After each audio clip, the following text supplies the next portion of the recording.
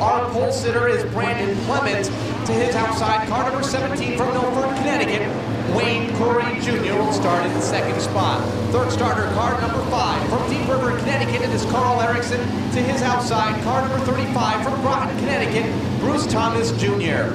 Fifth starter, car number 3 from Berlin, Connecticut, it is Mark St. Hilaire.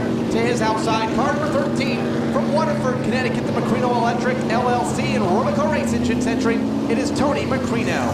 Seventh starter, car number 90 from Ledyard, Connecticut, Hayes Custom Cycles and Roy & Sons Auto Body, the entry for Alan Coates. To his outside from Suffield, Connecticut, it is Dennis Botticello. He'll start in the 8th position. Starting 9th, car number 7 from Deep River, Connecticut, Whelan and Tabucci. Trabucki Tree Service and Atwood Auto Appearance, the entry for Ed Field. To his outside, car number 2 from Trumbull, Connecticut, that is Dwayne Knoll. As the field gets the 1 to go signal, the 28 car will start in the 11th position from Westport, Connecticut, Larry's Auto Machine and the Toyota of Westport entry for Jay Losniak. 12th starter, car number 73 from Ashaway, Rhode Island, it is Joe Perry. 13th starter, car number 1 from Farmington, Connecticut, The Rock 106.9 WCCC radio entry, it is Scott Garrity. And to round out the field, car 77 from Quaker Hill, Connecticut, par 4, the entry for Richard Durante.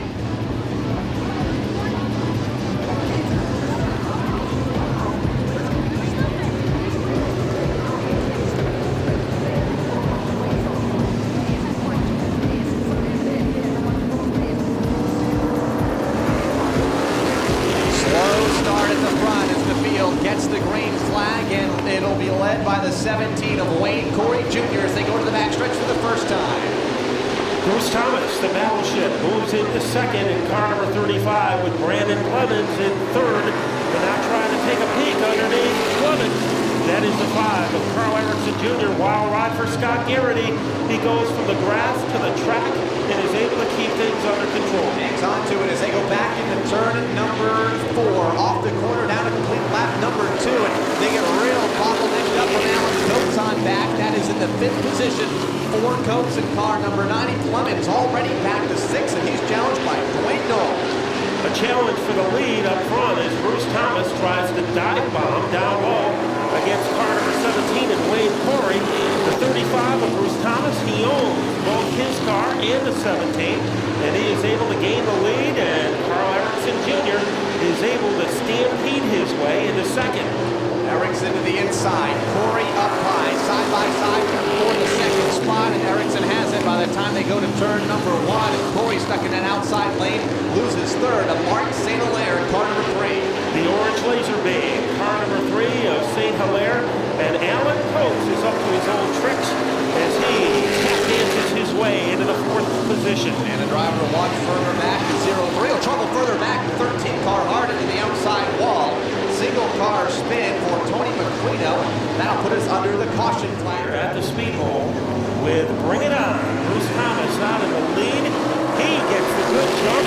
What about St. Hilaire trying to wrestle second away from Carl Erickson? Erickson hangs on to the spot though off of turn number 2 to put St. Hilaire to third for now by about a car length. Into turn number 3, St. Hilaire diving down low, trying to move to the inside of Erickson to keep the spot alive. Alan Coates making some noise in car number 90, trying to get around 3-wide situation. And what a power move to move into 3rd place, as that was Wayne Corey making one of the most daring moves of his career.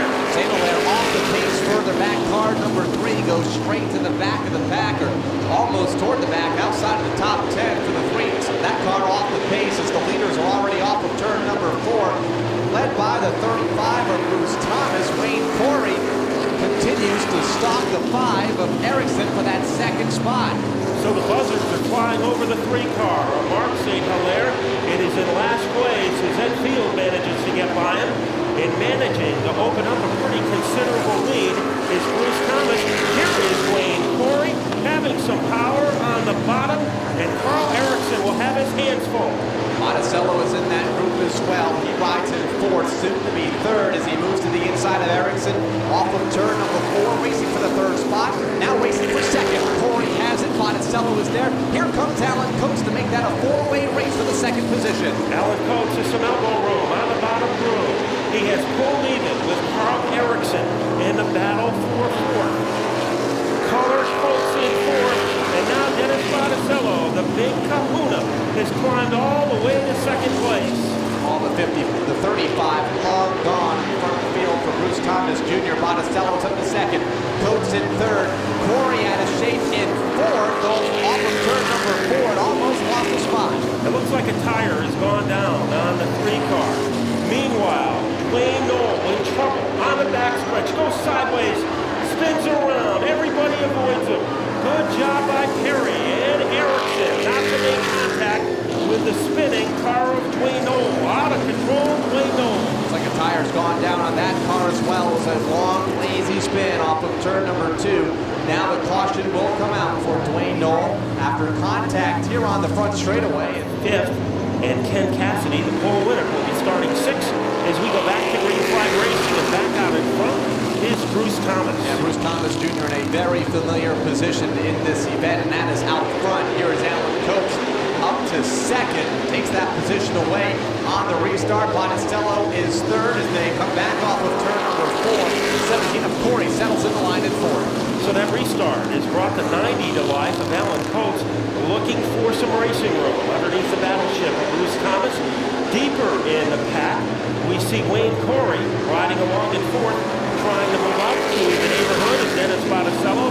Joe Perry doing a great job in fifth, followed by Scott Garrity in the 1 car. Here comes Coates on the bottom, looking for the lead. Pulls up alongside over turn number 3. Thomas up high. Coates down low, side by side, down the line. Wozniak a little out of shape over turn 4. Skates up to the outside guardrail as Coates takes the top spot. Side by side for second. Botticello now to the inside of Thomas for the second position. And Botticello is on a crusade as he jackrabbits his way into second, gets a little high, and that gives a message to Bruce Thomas, and Thomas is back in second. Thomas retakes the second position. Botticello in third. The 17 up to 4 for Wayne Corey Jr. Joe Perry having a good quiet run here tonight in 73. He rides in fifth. Alan Coates looking the way he did early in the season when he was a dominant car at number 90. Dennis Botticello off the pace a bit.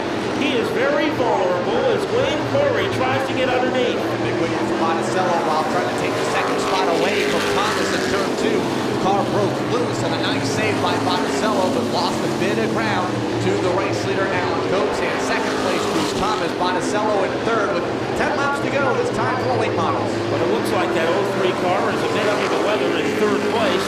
The battle for 4th and 5th. Joe Perry looks like he finally has this late model division figured out, looking to make a major move underneath Wayne Corey. This is a battle for 4th. Let's see if Perry can complete the move. Perry has quietly made his way up through the field and is now up to 4th. Makes the pass, 17 of Wayne Corey Jr. So Perry to 4th, Corey back to 5th. Mark St. Hilaire, who had a problem, a few laps to go, unofficially 6th on the track, but several laps behind the leaders. And he is looking to make his way underneath Wayne Corey. It looks like that car might have gotten away from the young driver from Milford. Meanwhile, at the front of the field, it has been a holiday for Alan Coates in car number 90, leading by a half dozen car lengths over Bruce Thomas. 7 laps to go. Does Thomas need a caution flag in order to corral the 90 of Coates? 6 laps to go when they get to the line, and a 5-car length lead for the race leader Alan Coates over Bruce Thomas Jr., who had that same race lead prior to the last caution flag. Now the yellow is out for trouble and field up in turn number 3. In car number 7, and another car, the Wozniak car, spun to the infield in car number 28. So 2 cars splattered in the turn 4 area, bringing out another goal side. If he's upset, if he's disappointed, he's got a great attitude. Joe Perry on the outside of him as we go back to green. Like back up and Coates back out in front. Here's the race for second. Thomas gets a little nudge from Dennis Botticello to the inside and moved Botticello to the second position in turn number 3. St. Hilaire now to the inside of Thomas. That's the side-by-side race for third. Now remember, Mark St. Hilaire is not on the lead lap. So though he's third on the track, he is a couple of laps down to our race leader, Alan Coates, was able to stretch it out over Dennis Botticello. Right now, St. Olaire several laps down after his tire issue a few laps ago, rode around the racetrack wounded until the caution flag came out. While he was riding around, he was losing laps in round 2. The leaders as a spin, Brandon Clements in turn number 2, another car, the Wayne Corey, he's in trouble. So a couple of cars stranded, caution is out, Wayne Flat Noel. tire, I think, for Noel. And with 4 laps, we're going to go back on hold. It is fasten your seatbelt time here at the Bowl. This is going to be quite a climax. Green flag's up, we're back underway. 4 laps, and it's Coates to lead him into turn 1. Here is Botticello, sticking right with him, though, in turn number 2 within a car length. There's Thomas in third, Perry in fourth behind Garrity. The difference, Coates' car can run well high and low. Botticello has to get to the bottom. We'll see if he can do it. And Botticello really has to worry about the attack coming up from Bruce Thomas. So Botticello is getting it from all directions as we head for 2 laps to go.